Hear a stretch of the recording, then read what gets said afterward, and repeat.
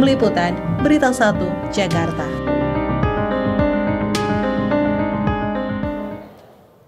Lalu siapa sebenarnya sosok di balik penerbitan SHGB dan juga SHM di kawasan Laut Tangerang, Banten ini?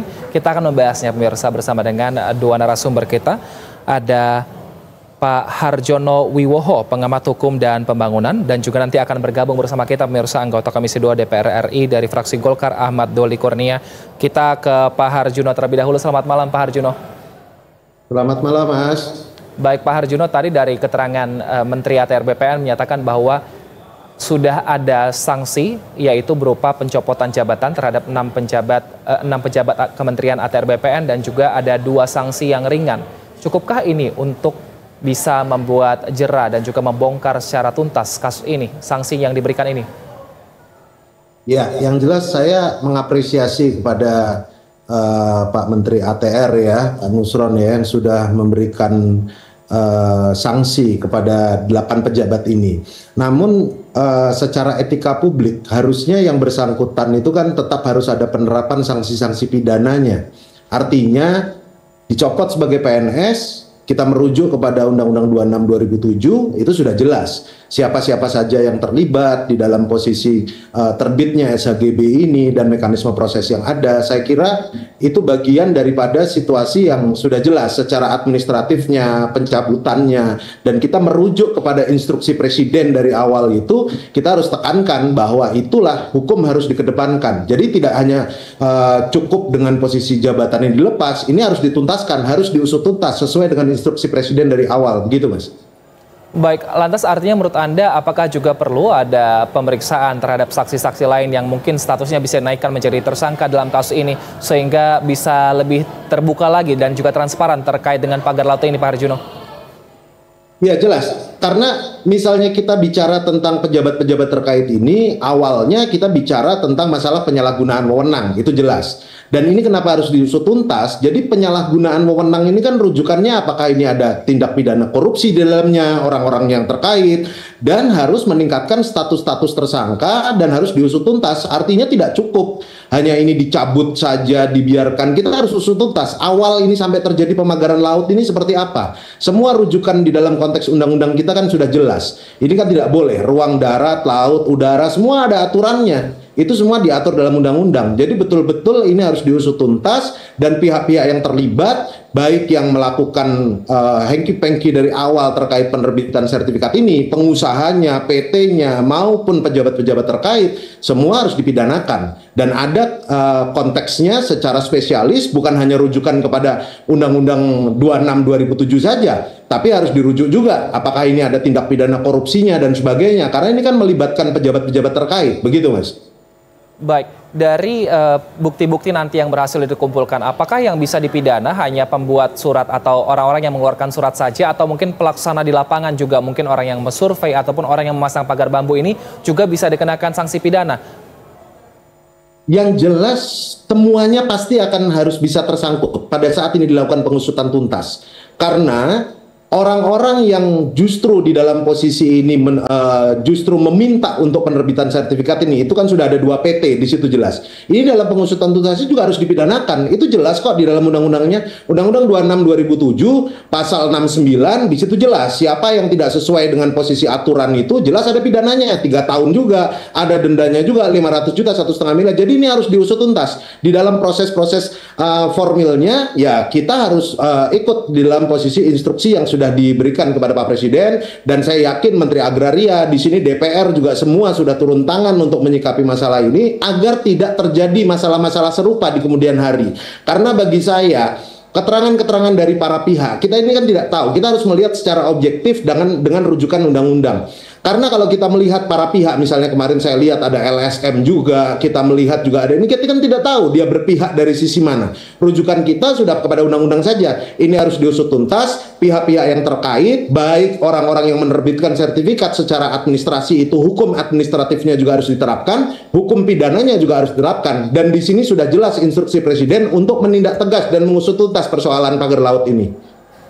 Baik, bagaimana dengan kalau ini kan saat ini yang baru bertindak adalah Kementerian ATR BPN, tapi bagaimana dengan Kementerian KKP meskipun ini wilayahnya, tapi meskipun mereka menyatakan bahwa mereka tidak mengeluarkan SHGB dan juga SHM, artinya mereka hanya akan memberikan sanksi administratif. Bisakah itu dijadikan alasan karena hanya lahannya yang digunakan, tapi tidak mengeluarkan apapun, Mas Harjuno?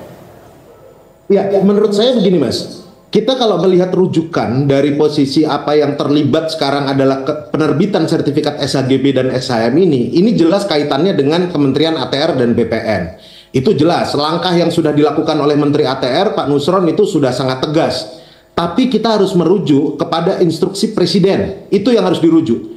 Hukum kita ini, kita tidak boleh ada di Republik ini orang yang kebal hukum. Siapapun itu, apapun itu. Dan sebetulnya urusan keterkaitan dengan masalah pagar laut ini kan banyak orang sudah bicara. Kaitannya dengan orang kuat X, orang kuat Y, kaitannya dengan masalah terkait masalah backing dan sebagainya. Kita tidak melihat itu. Kita melihat ini adalah bagian daripada oknum. Nah, di situ Kementerian KKP, itulah yang Kementerian KKP harus bekerja sama dengan APH seperti kepolisian dan sebagainya, harus menindak tegas seluruhnya. Jadi sebetulnya tidak ada yang sekarang mau cuci tangan terkait masalah Kementerian KKP, belum ada instruksi yang jelas dan hanya diberikan sanksi-sanksi administratif. Tidak boleh, rujukan undang-undang kita ini kan jelas. Dan kita harus melihat kondisi yang ada, ini adalah bentuk daripada proses pembiaran yang sudah menahun. Bayangkan kalau saya tidak salah, sertifikat ini sudah diterbitkan, diproses itu sudah sejak 2014. Dan kemudian adanya proses ini kemudian melibatkan berbagai macam pihak yang itu ada keterkaitannya dengan wilayah-wilayah terkait dengan posisi pemagaran laut ini. Dan kemudian ini sudah dibuka secara tuntas, publik sudah mengawal ini, dan sudah ada kebijakan-kebijakan dan ketegasan-ketegasan daripada pemerintah kita, khususnya dari Kementerian ATR yang jelas itu didukung oleh Presiden. Dan disinilah kondisinya Kementerian KKP, kepolisian, semua harus bergerak untuk menyikapi urusan ini, gitu Mas. Baik, saat ini kan memang bukti-buktinya belum dibeberkan kepada kita secara umum mengenai siapa-siapa saja yang terlibat, bahkan pejabat ya, di ATR BPN yang sudah dicopot ini juga masih belum diberitahukan jabatan apa saja. Tapi kalau kita melihat seperti ini, apakah bisa jadi pemerintah provinsi juga terlibat dalam hal ini? Karena ini wilayahnya mereka, Mas Harjuno. Ya, jelas kalau misalnya kita bicara tentang keterlibatan pemerintah provinsi, itu secara teknis pasti disitulah yang terlibat.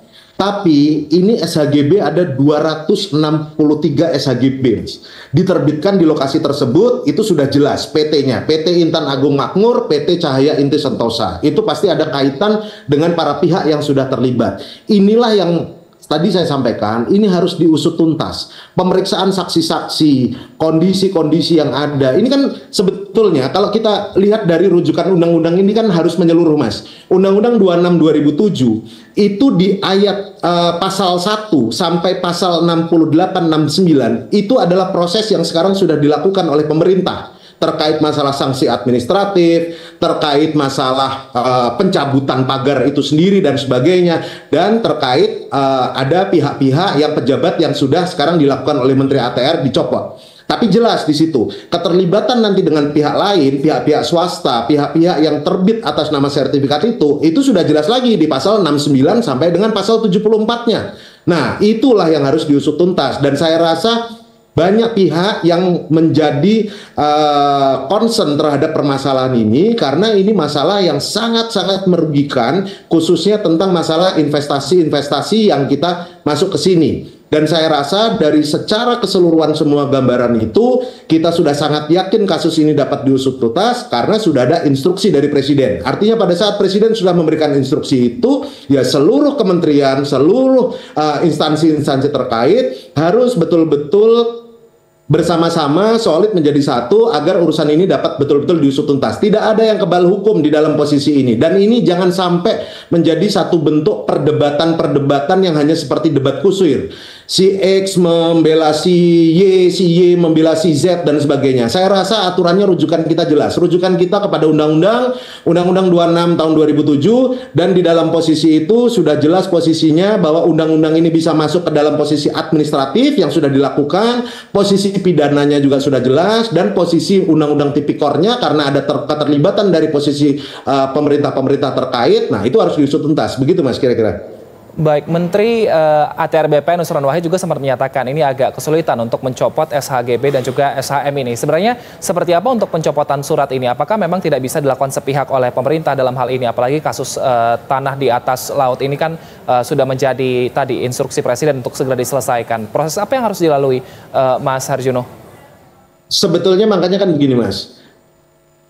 Masalah SHGB terbit di atas laut memang ini bukan kasus yang pertama kali.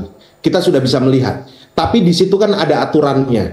Misalnya ada di wilayah Jawa Timur. Di atas laut itu bisa diterbitkan sertifikat. Tapi ada aturan-aturan yang tidak bisa ditabrak. Misalnya tukar guling lahan, yang pertama. Yang kedua, misalnya keterkaitan dengan beberapa hal terkait masalah abrasi, terkait masalah tanah itu sendiri yang nanti untuk bisa diuruk. Yang ketiga, terkait masalah batasan. Itulah yang mungkin menurut saya dari posisi Kementerian ATR tidak bisa serta-merta langsung untuk melakukan posisi ini, mencabut SHGB dan sebagainya. Tapi saya yakin karena urusan ini sudah menjadi urusan publik, sehingga ini yang harus dibuat secara konsentrasi bahwa penanganan hukumnya harus ekstra cepat. Posisi ini sudah jelas rujukan kita harus melihat dari instruksi Presiden. Ini keterkaitan masalah marwah Presiden. Ini keterkaitan terkait masalah marwah bangsa ini. Jadi inilah yang harus dilakukan secara cepat meskipun ada proses-proses yang harus dilewati secara prosedur. Maka itu beberapa posisi kementerian seperti Kementerian ATR, Kementerian KKP, termasuk posisi Polri dan sebagainya, ini yang harus bekerja keras untuk bisa segera ini tuntaskan. Selama itu terjadi, pihak-pihak terkait ya itu harus segera itu orang-orang yang mempunyai posisi dia terbit sertifikat dan segala macam itu harus dicekal dulu, jangan sampai ini urusan sedang dalam proses penyelidikan, dalam proses penyidikan ternyata orang-orang yang ternyata melanggar menabrak aturan-aturan itu nanti dicari tidak ada lagi, itu kan jadi kos lagi nanti ngejar orang jadi buron dan sebagainya gitu loh Mas. Baik, Mas Harjuno, sebaiknya apakah perlu menunggu seluruh penyelidikan selesai baru kemudian kasus ini dipersidangkan, atau biarlah 8 orang yang sudah disanksi ini terlebih dahulu untuk kemudian dipersidangkan sehingga bisa lebih berjalan, ada progres untuk kasus ini? Sebenarnya begini, makanya pintu awal itu adalah sudah jelas apa yang dilakukan terkait masalah pencopotan 8 pejabat terkait itu menjadi pintu masuk awal. Makanya tadi kan saya sampaikan, rujukan undang-undangnya harus digunakan. Bukan hanya sanksi-sanksi administratif, orang-orang terkait itu hanya dicopot. Pidananya dia harus dikejar.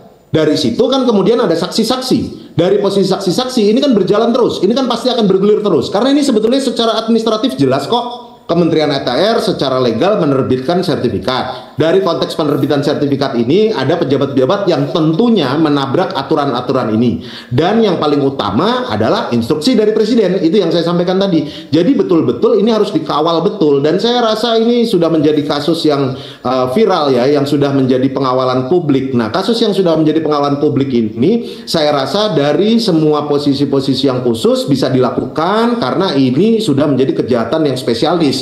Kita tidak hanya merujuk kepada hukum administrasinya saja, tapi kita merujuk kepada hukum pidananya, kita rujuk juga kepada tipikornya, dan saya rasa pada saat ini dikawal, ini harus segera dengan cepat, dan itulah yang dibutuhkan oleh Kementerian ATR untuk bisa segera membatalkan sertifikat-sertifikat itu gitu. Saya rasa seperti itu, dan ini kepentingannya adalah untuk kepentingan publik, karena saya rasa ini kalau misalnya ada aturan tukar gulingnya aja, belum tentu ada aturan tukar guling yang dilakukan. Karena sudah dilihat kan berapa triliun yang dirugikan atas keadaan ini, apalagi ini sudah terjadi sejak 2014, begitu Mas.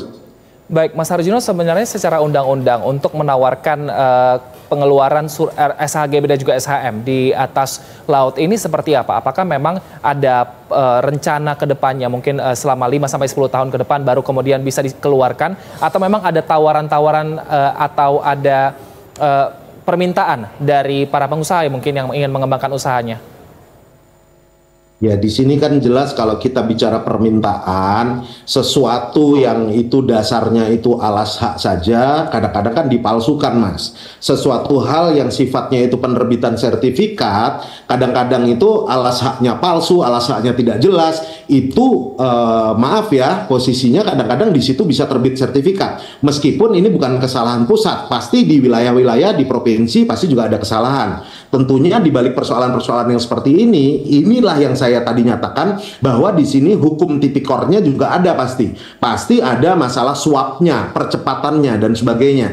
Jadi maksud saya, aturan ini sebetulnya bukan aturan yang baku, khususnya di laut itu tidak bisa disertifikatkan. Kan tadi saya sampaikan bahwa ada di beberapa wilayah sudah pernah ada itu bahwa di laut itu bisa terbit sertifikat. Apalagi kaitan tentang abrasi, tapi tidak dengan di laut pik ini gitu loh. Ini sesuatu yang pastinya murni, saya rasa mayoritas ini adalah kepentingan pengusaha. Di dalam konteks kepentingan pengusaha inilah yang harus dipertimbangkan, dan saya sangat-sangat yakin bahwa kasus ini bisa tuntas. Kenapa? Karena Presiden concern terhadap persoalan-persoalan ini. Meskipun ini persoalan lalu, sudah sejak 2014 ini diterbitkan SHGB-nya, saya rasa ini menjadi sesuatu yang menjadi konsentrasi publik, dan insya Allah ini pasti bisa ke depan pasti bisa dituntaskan. Saya yakin ini. Baik, kita akan nantikan bersama seperti apa penyelidikan dari kasus ini. Tapi kami mohon maaf dulu Mas Harjono, karena sebelumnya anggota Komisi 2 DPR RI fraksi Golkar Ahmad Doli Kurnia sebenarnya sudah mengkonfirmasi untuk kehadiran dialog pada malam hari ini. Tapi hingga saat ini Pak Mas Doli masih belum bisa bergabung. Tapi kita harapkan semoga pengawalan kasus ini bisa segera dilakukan, dan tadi tidak hanya sanksi administratif tapi juga pidana bisa dilakukan terhadap orang-orang yang terlibat. Terima kasih atas waktu dan juga informasinya, pengamat hukum dan pembangunan Mas Harjono Wiwoho telah bergabung bersama kami. Sehat selalu. Terima kasih Mas.